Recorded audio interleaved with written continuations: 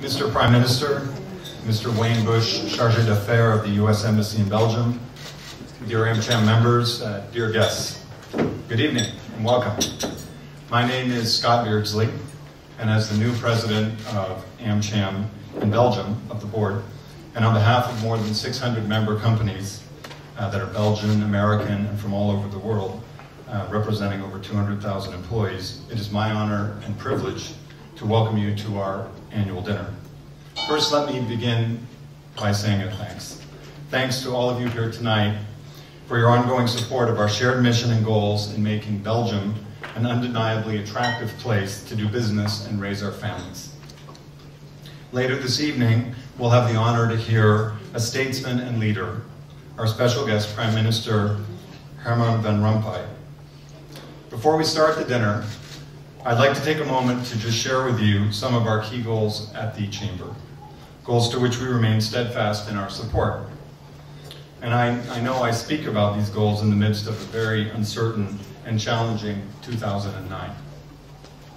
In such a climate, AmCham believes that now more than ever, we have an opportunity to address limitations placed on our shared economic prosperity in this very special country we call home. Belgium, while clearly not alone, faces challenges in 2009 and 10. In the first quarter of 2009, economists estimate that Belgium's GDP contracted at an annualized rate of 6.6%, although the forecast for the full year is better than that. And Belgium's four largest trading partners, Germany, France, Netherlands, the UK, they're all in a recession. We've all read it in the papers. So if we look at that, we say a quick recovery looks difficult. However, every challenge creates both an opportunity, but also an imperative to act on those elements that can act as a drag on prosperity.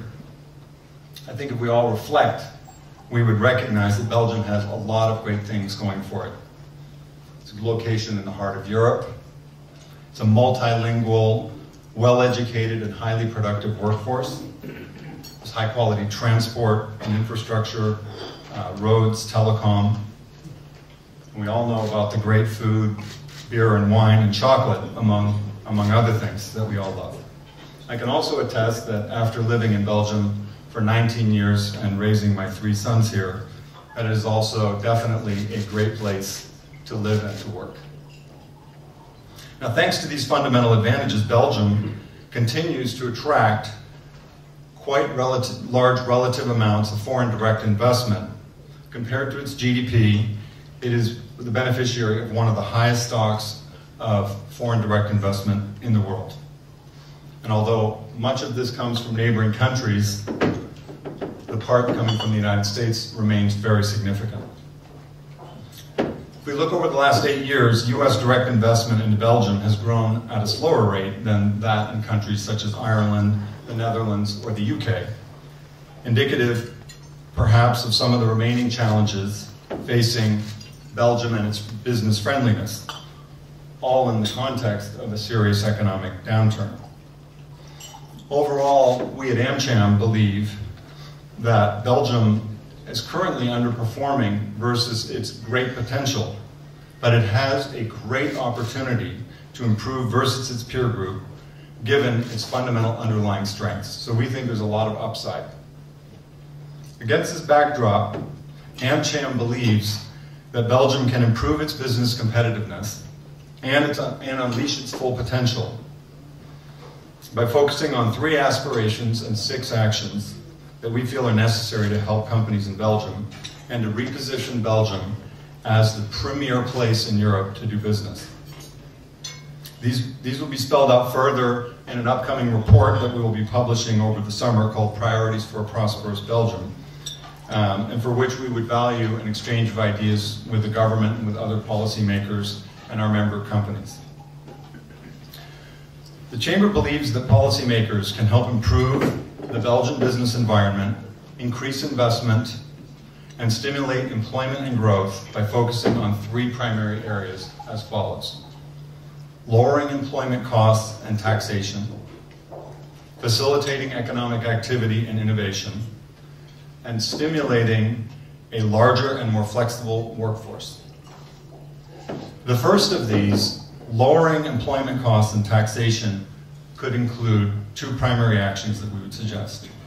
Number one, reductions in employers' Social Security contributions, and number two, further reductions to the headline corporate tax rate.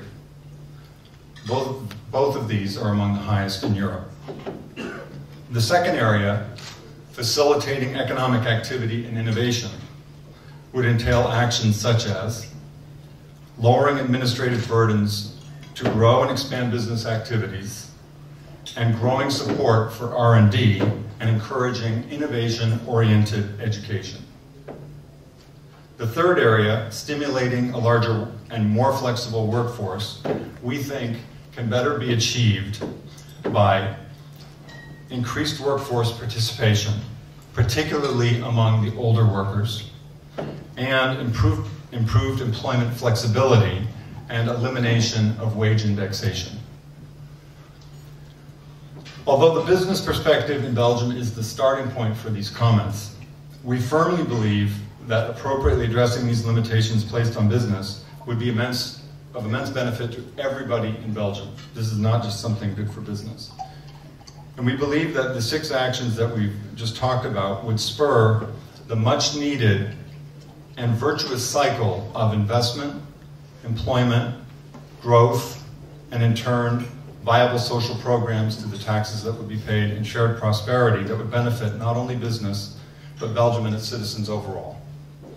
We recognize that this is a shared responsibility between business, government, and society, and that there definitely are very complex trade-offs. We do not underestimate those. But we look forward to engaging with all of you, our stakeholders, with the government, with you, Mr. Prime Minister, in the months and years to come to try and make Belgium the premier place to do business in the heart of Europe. So with that, enjoy the dinner. Bon appétit, smakelijk.